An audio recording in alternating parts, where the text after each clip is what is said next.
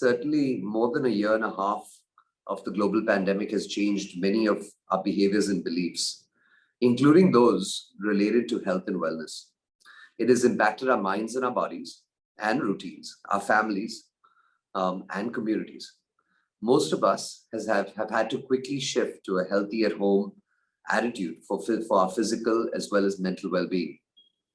People are switching to healthier diets and, when possible, a more active schedule to remain fit in extended periods of lockdown and stay alert against the virus. We can witness a mindset change where families are planning better meals and are consciously making decisions that keep health front and center.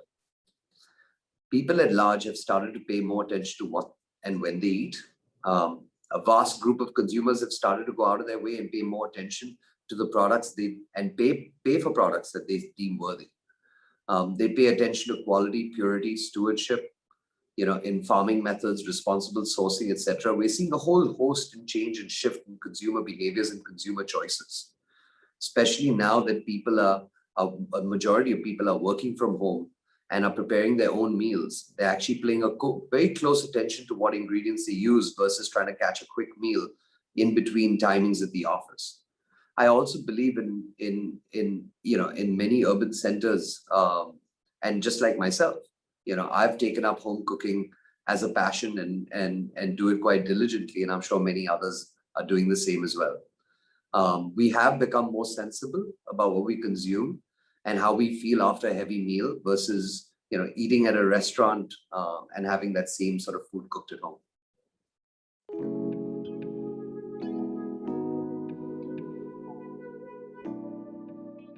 In Ayurveda, a lot of the ingredients are used in its raw form versus in nutraceuticals. They use more in a modern form, leveraging technology. And that's one of sort of the big differences that I see. I don't see Ayurveda even as a lens of competition. In fact, I do believe that the roots of modern day nutraceuticals can be found in Ayurveda in many, many different ways. Given the busy schedules and the lifestyles, nutraceuticals are able to take care of the fundamentals of Ayurveda and integrate them in modern delivery systems, which are viable on a mass scale.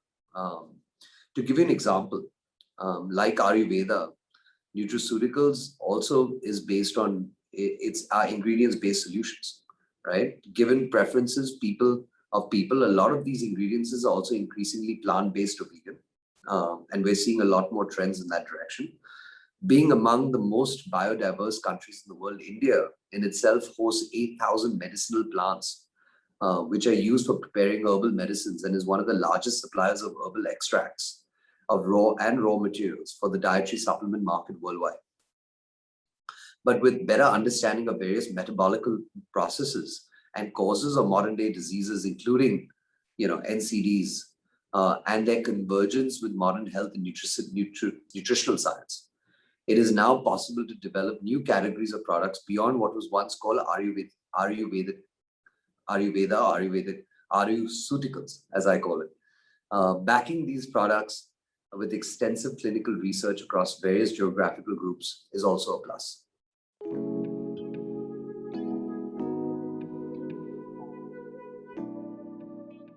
Nutraceuticals has changed my life, and I do believe that it does form an integral part of the community.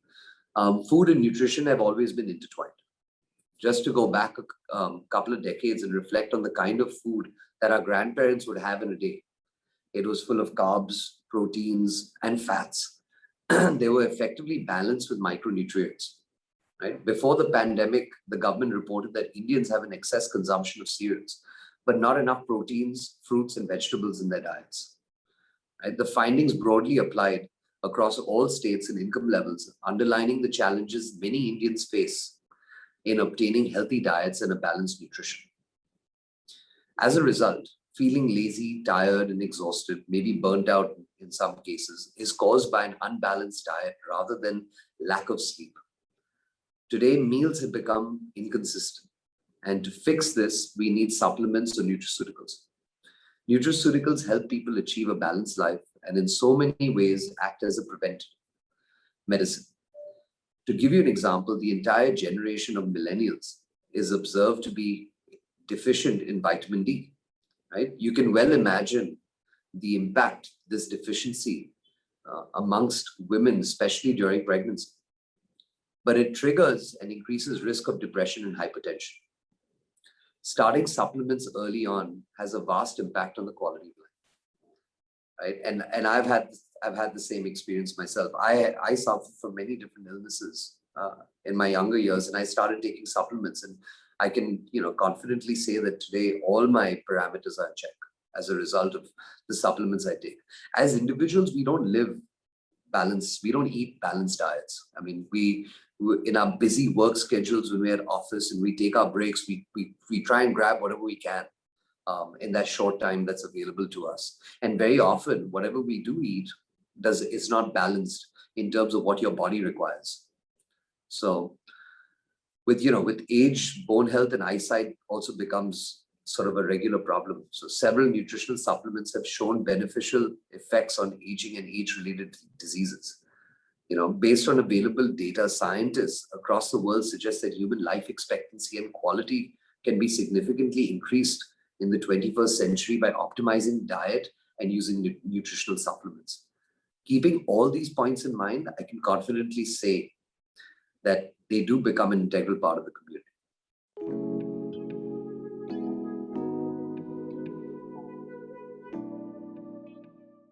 So I absolutely believe in food fortification. It's a smart way to inculcate health in the society. Fortified food is based on the concept of getting more from less. Quantity of food one takes, but increasing the nutritional value of what one consumes. Right? Fortifying the daily staples in particular. So food products that are consumed by the society daily are the best ones to be fortified. Let's say salt, rice, wheat, oils, milk, for example, right? In America and other Western countries, these essential commodity foods have been fortified for decades and generations now. And they've seen the nutritional value that it's had on the next and future generations as well. In India, the use of double fortified salt has already proven to be a cost-effective and sustainable means to reduce iodine and iron deficiency. With the public distribution system, DFS currently reaches 60 million consumers in 3 Indian states itself, just in Uttar Pradesh, Madhya Pradesh, and Jharkhand. In the United States, all their cereal-based products, like I said, milk, dairy, fats, oils, accessory food items, tea, and other beverages, and even infant formulas are all fortified. It has proven to be a viable solution for balancing rapid food insecurity and nutrition. For the food fortification program to have maximum penetration and for it to reach the grassroots level of society, government intervention is obviously key. Having regulations that may mandate food fortification and creating awareness amongst the masses about fortification and how it helps is important. And goes without saying the role of nutrition companies like Vantage Nutrition, who can contribute by developing innovative fortification options covering essential nutrients and micronutrients as well.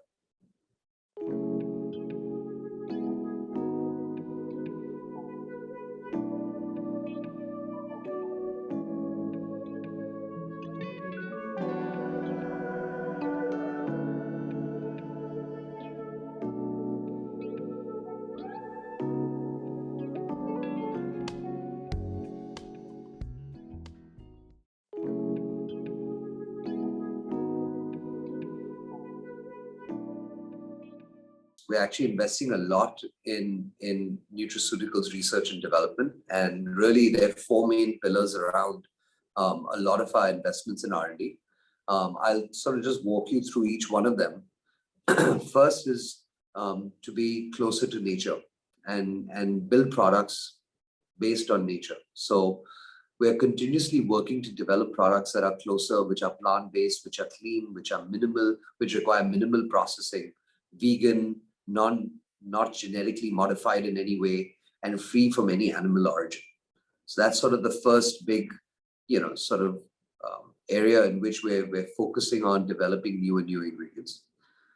We're also looking at the absorption of these ingredients, and that's sort of the next area. So we're looking at how can we, how can we choose those ingredients and modify them in a way that they lead to more effective absorption in the body, which I believe is critical for efficacy.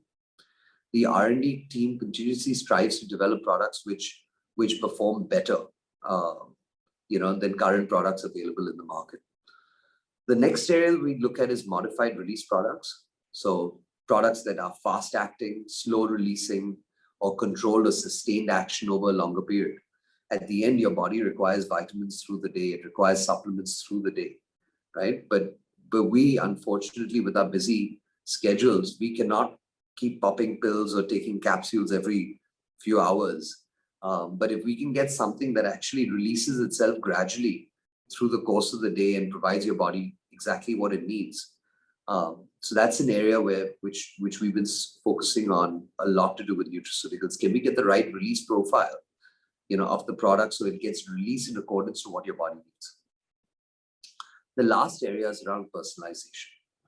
And we've seen a huge wave of people wanting to select and choose their own cocktail of supplements to what their body requires.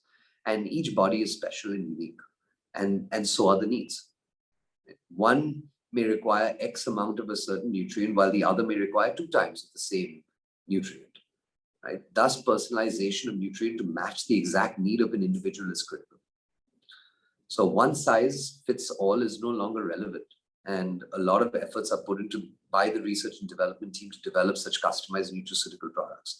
The best part is today technology has evolved to an extent which it actually enables us to be able to do this and personalize a person's nutrition for their bodily needs.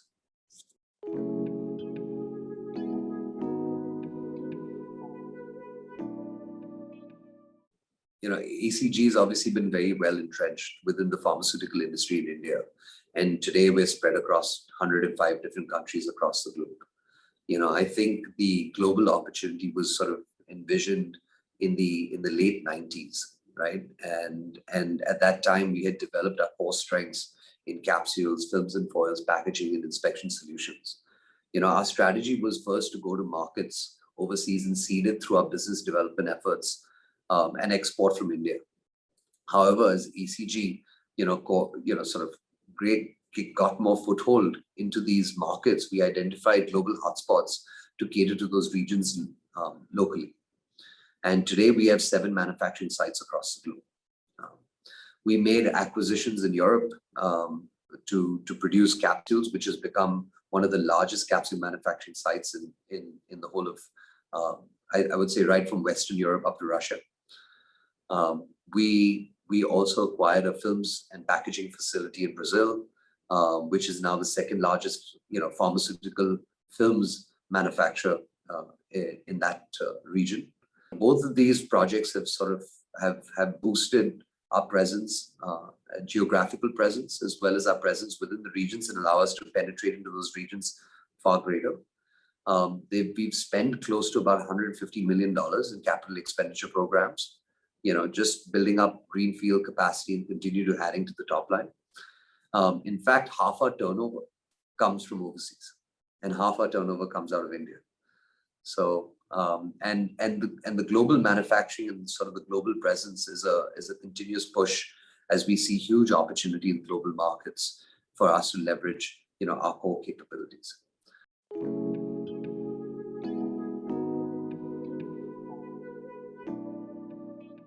So there's no doubt that everyone is experiencing impacts of COVID-19 differently, by industry, business community, individuals, families. From my perspective, I'd describe the past several months as absolutely humbling. It's been a reminder of our roots as a company, and our values, and the role that we play within the pharmaceutical industry and society at large. Right from, I think, the early days, when COVID-19 hit, we immediately sort of shifted gear into sort of that problem-solving mindset, to make it better. In COVID-19 was one more opportunity for us as an organization to prove a sense of resilience and persistence, and continue to ensure that the pipelines remained full and that pharmaceutical companies had sufficient amount of supplies available to them so that they could, cater to the growing demand for medicines, not only in India, but across the world. And the world was really depending on India during the last 1.5 years to be able to supply them, essential medicines to combat this virus. So, since the beginning, we started talking about, right from the beginning of COVID-19, we started talking about necessary steps to ensure safety of our employees, clients, and our facilities. Given a strong backbone of IT infrastructure, our teams, we transitioned to seamlessly working from home probably a week before even lockdown got announced. We anticipated that a lockdown was coming, just like it had in many other countries. And so we said, we in fact spoke to associates and requested everyone to shift to home a week in advance of the official announcement coming, so that people could get, all the IT support, help that they needed prior to lockdown coming in, get settled in at home, and then when lockdown hit, things would become seamless rather than trying to run around, those initial days during lockdown, which was really, really difficult. From our manufacturing sites, as in essential industries, we revised all our SOPs and guidelines for operations. Additional safety officers, COVID-19 marshals were deployed. I personally closely audited the impact alongside my leadership team. So we would have a daily meeting every morning where we would discuss safety issues. We discuss how do we ensure that there's people come to work safely while they're at work. How do we ensure that they're not infecting each other when they're using the canteens or the change rooms, which are sort of areas where people would gather? How do we ensure that they're socially distanced, or even lining up at the gate before they enter into the facility? And what are the necessary steps and measures and precautions that we need to put in right when people are entering the factory? We also prioritize mental health and well-being of our associates. We set up a COVID-19 help desk. We equipped it with best-in-class doctors, counselors, and resources to help associates and their families to tide over. Ahead of most of our peers, we extended Mediclaim to cover COVID care at home and hospitals. We amped up the term life cover, as vaccinations opened up, we organized inoculations for all our associates. So we've already completed the full round where I believe 95% or 98% of ACGNs already had their first vaccination. And certainly we'll be doing the second round of vaccines as well to ensure that everyone gets their double dose. We extended this also to their families and friends and anyone else that they feel was in need of the vaccination and was unable to get it. As a collaborative and caring and progressive corporate, we rolled out a COVID-19 response in March 2020 through our CSR arm, which is the ACG Cares Foundation. In fact, the first surge, we worked with 40 villages in 12 slum pockets near our facilities and supported rural healthcare centers with COVID care equipment. The objective was to safeguard frontline health workers, sanitation workers, and police. We enabled personal protection equipment, provided hygiene kits to 15,000 families, grocery kits to 3,000 families, and cooked meals to 15,000 migrants. So just try to do our little bit wherever we could as far as the local community, and villages go. Through our NGO programs, we could also work towards providing psychological support in the community, right? Linking needy families with government ration distribution systems, handling cases of violence against women, continuing therapies to children with special needs, sustaining livelihood, and supporting farmers. So, the CSR team really went out, and did their very best. And it's not only the CSR team, I believe all ACG associates in some shape or form and their families participated in a lot of the CSR work that we were doing around, local communities and villages around our facilities. During the second surge, we additionally focused on ramping up the public health infrastructure like centralized oxygen systems, bringing in oxygen concentrators, creating emergency COVID vans, and equipping public healthcare systems, the PHCS and Gram Panchayats, etc. So, there was a significant amount of push from the organization, to try and not only look after the safety and health of our own associates and their families, but also neighboring communities, and general public at large.